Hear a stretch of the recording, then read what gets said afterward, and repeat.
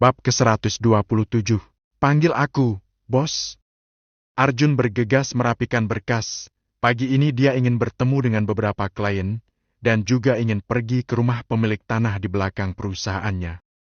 Jika sampai berhasil, maka dia bisa membangun perusahaan yang lebih luas dan lebih modern lagi.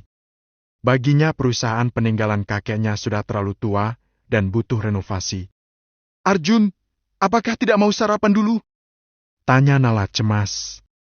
Tidak, nanti aku bisa sarapan sekalian dengan klien. Pertemuan hari ini penting sekali, aku tidak boleh gagal.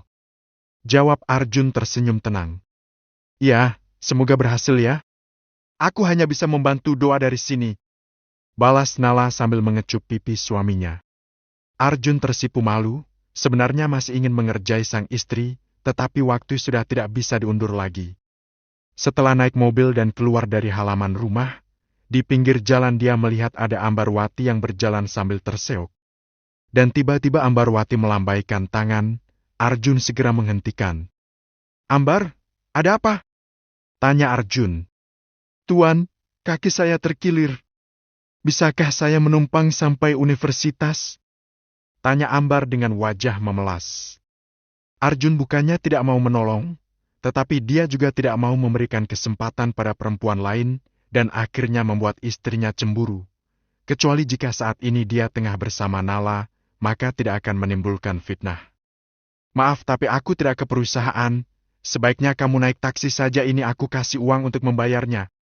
Iya, terima kasih banyak, Tuan, jawab Ambar nyengir. Arjun sejak awal memang merasa ada sesuatu yang tidak beres. Dari cara Ambar menatapnya seolah menunjukkan jika dia adalah gadis yang tidak baik yang suka menggoda lelaki. Kau takkan bisa mengelabui aku? Lucy yang sangat cantik, seperti model saja tidak bisa menggodaku. Batin Arjun nyengir. Tiba-tiba dia jadi teringat dengan gadis yang bernama Lucy itu. Entah bagaimana kabarnya saat ini dia tidak tahu. Walau Arjun tidak menyukainya, tetapi dia sudah menganggap Lucy sebagai teman. Nanti setelah urusan aku selesai, aku akan mencoba menghubunginya. Siapa tahu nomornya sudah aktif lagi. Aku hanya ingin tahu bagaimana kabarnya saja. Siapa tahu jika dia bisa datang ke pesta pernikahan aku. Batin Arjun. Arjun kemudian segera menuju ke rumah pemilik tanah. Rupanya yang memiliki tanah luas di belakang perusahaannya malah rumahnya sangat kecil dan sederhana. Pada saat itu kebetulan di depan halaman tengah ada seorang lelaki setengah baya yang berjemur. Assalamualaikum, benarkah ini dengan Bapak Ramli? Arjun sopan. Waalaikumsalam, iya dengan saya sendiri. Ada apa ya Tuan muda mencari saya? Jawab Pak Ramli. Begini, Pak. Saya adalah pemilik perusahaan yang berada di depan lahan milik Bapak. Saya kemari berniat untuk membeli tanah Bapak. Apakah Bapak Ramli berkenan untuk menjualnya? Tanya Arjun penuh harap. Maafkan saya, Tuan muda. Tetapi saya tidak berniat untuk menjualnya. Itu adalah tanah warisan dari leluhur, sehingga nanti akan saya bagikan kepada anak-anak saya. Jawab Pak Ramli tanpa pikir panjang. Arjun sangat kecewa, tetapi dia tidak mau memaksa karena itu adalah hak asasi manusia untuk mempertahankan barang milik pribadi. Tetapi Arjun tidak putus asa, dia menyerahkan sesuatu pada Pak Ramli. Ini adalah kartu nama saya, siapa tahu nanti Bapak Ramli berubah pikiran. Kalau begitu saya permisi dulu. Assalamualaikum, pamit Arjun tersenyum ramah. Waalaikumsalam, jawab Pak Ramli menerima kartu nama Arjun. Arjun kemudian pergi dan masuk ke mobil, dia merasa sangat pusing, karena jika tidak bisa mendapatkan tanah itu, maka kesempatannya untuk memperbesar perusahaan akan gagal. Ternyata dalam menjalankan suatu bisnis tidak semudah yang aku bayangkan, karena tidak semua urusan bisa lancar. Tapi aku tidak boleh menyerah, ayahku saja yang berjuang dari bawah juga bisa sukses. Sedangkan aku memiliki banyak dukungan dari banyak orang. Gumam Arjun menyemangati dirinya sendiri. Hari pertama Lucy bekerja dengan Nathan, dia begitu fokus mengetik di laptop. Nathan memperhatikan asisten barunya, rupanya Lucy jika sudah serius cantik juga. Nat, kau kenapa menatap aku terus? Aku sudah tahu jika aku ini memang sangat cantik jelita.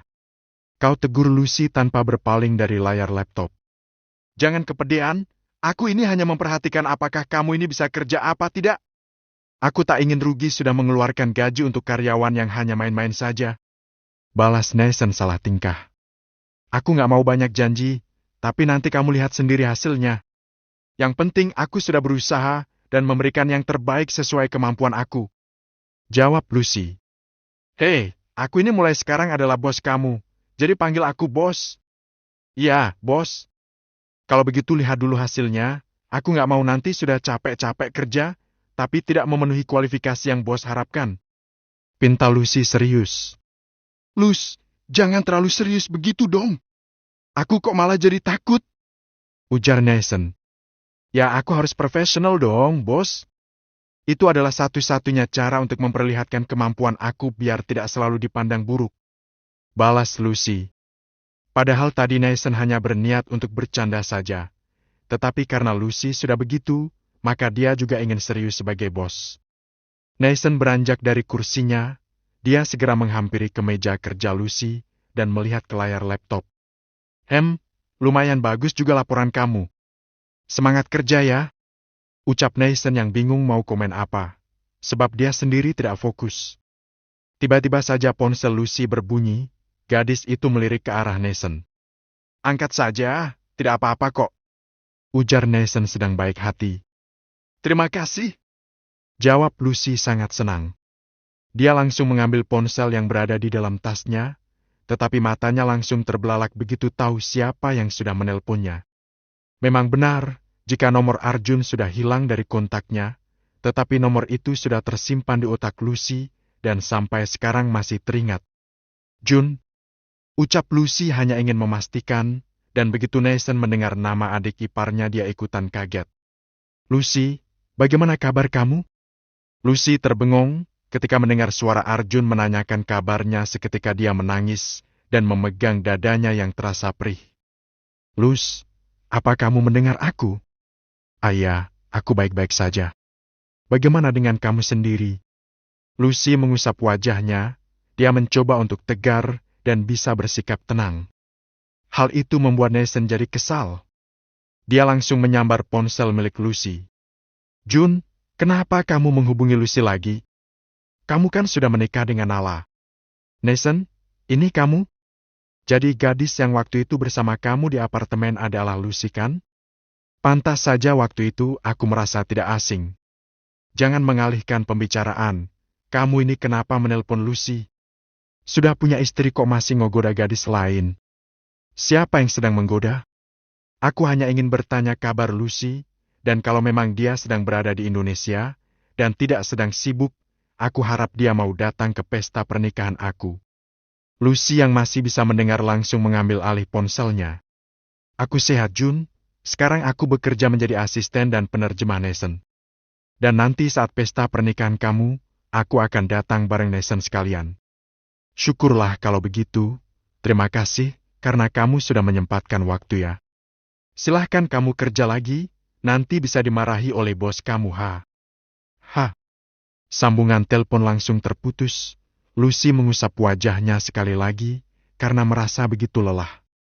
Luz, kamu yakin akan datang? Tanya Nathan cemas. Iya, kamu tenang saja.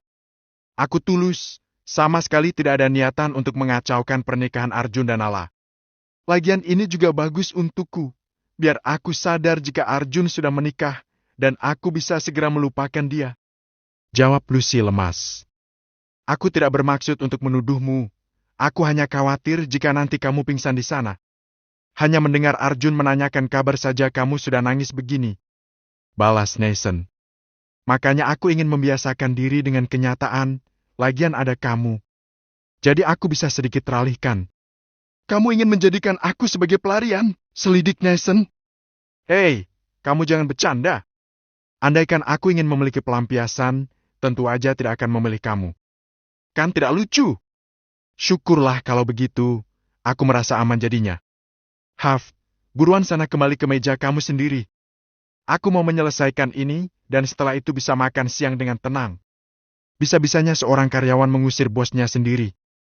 Kalau begitu nanti saat makan siang kamu harus mentraktir aku. Siap, bos. Tapi gaji aku diberi awal ya. Tawa Lucy. Iya, sama aja, Bung.